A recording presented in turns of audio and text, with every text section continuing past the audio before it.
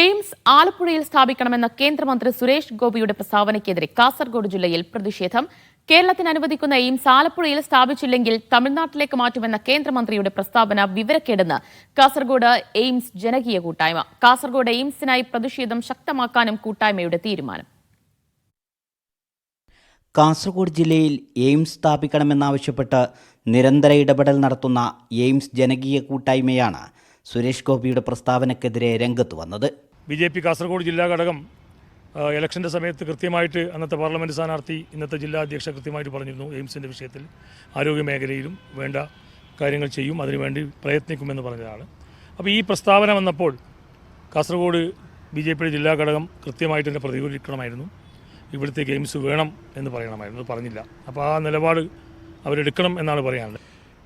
ശരിക്ക് സുരേഷ് ഗോപിയെ പോലുള്ള കാസർഗോഡിൻ്റെ അവസ്ഥ കൃത്യമായിട്ട് അറിയുന്ന ഒരു MP അല്ലെങ്കിൽ ഒരു കേന്ദ്രമന്ത്രി കാസർഗോഡ് പോലുള്ള സ്ഥലങ്ങൾക്കാണ് അതിന് പ്രയോറിറ്റി കൊടുക്കേണ്ടതും അദ്ദേഹത്തിൻ്റെ സ്റ്റേറ്റ്മെൻറ്റ് പിൻവലിച്ച് കാസർഗോഡിന് സപ്പോർട്ട് ചെയ്യണം എന്നുള്ളതാണ് ഞങ്ങൾക്ക് പറയാനുള്ളത്. എൻഡോസൾഫാൻ കീടനാശിനി സൃഷ്ടിച്ച ദുരിതം പേറുന്ന നിരവധി ജനങ്ങൾ ഇപ്പോഴും ജീവിക്കുന്ന ജില്ലയാണ് കാസർഗോഡ്. ജില്ലയുടെ പ്രതീക്ഷയായ എയിംസ് ഇവിടെ തന്നെ സ്ഥാപിക്കണമെന്നാവശ്യപ്പെട്ട് സമരം ശക്തമാക്കാനാണ് ജനകീയ കൂട്ടായ്മയുടെ തീരുമാനം. മീഡിയ 1 കാസർഗോഡ്.